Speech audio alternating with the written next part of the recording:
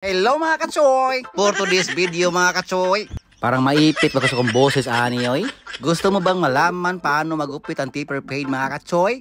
Dali na! Tuturo ko sa inyo mga kachoy. Ito pala yung before transformation mga kachoy. Shout out para sa ating model ngayon. So magsimula na tayo mga kachoy. Let's go! Ang unang gawin mga kachoy, guidelines na yun. Ang style ko mga kachoy, hindi yung solid line. Ang palagi kong ginagawa mga kachoy, nakatakilid yung clipper. Katulad sa nakikita nyo ngayon. So tanggalin na natin yung natira sa baba. Pagkatapos nito, gagamit naman tayo ng brown, yung machine na pang skin fade. Pagkatapos dito, gagawa naman tayo ng pangalawang guidelines mga kachoy. I-open lang natin yung clipper.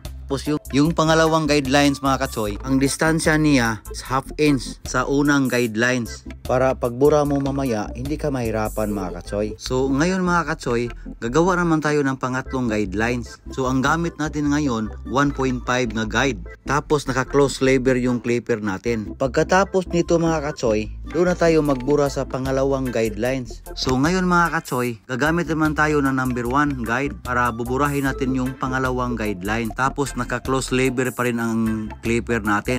Pagkatapos nito mga kachoy, gagamit naman tayo ng 0.5 para buburahin natin yung pangunang guidelines. Pagkatapos nito mga kachoy, siyempre hindi mo ma-perfect talaga. So ang gagawin mo mga kachoy, tanggalin mo yung guide tapos itakilid mo yung clipper para mabura mo yung mark ng guidelines. Pag hindi madala sa clipper na malaki, gagamit ka ng maliit, itakilid mo rin, sundutin mo yung mga mark ng guidelines para matuluyan sa mabura. Katulad ng ginagawa ko ngayon. Tapos ngayon mga kachoy, lagyan natin ng linya sa may likod ng tenga. Kasi ang taper fade mga kachoy, ang fade dyan, sa kilid at saka sa likod lang. So pagkatapos dito mga kachoy, tanggalin na natin yung pangatlong guidelines. Gamit ko yung wall senior ko at saka yung barber comb ko. Tapos i-overcomb na lang natin para maganda yung transition ng hair niya. Kasi ang request ni client mga kachoy, hindi pabawasan sa taas, sa kilid lang. So pagkatapos dito mga kachoy, gamitan natin ng gunting. Ang tawag dito mga kachoy, always rikitik no cut. Bitaw ay joke lang. Ang tawag sa amin, pigising. Pero sa Tagalog, pasadahan. I don't know kung tama ba binabanggit ko. Tapos i-pointing cut natin mga kachoy para mawala yung mga dark spot.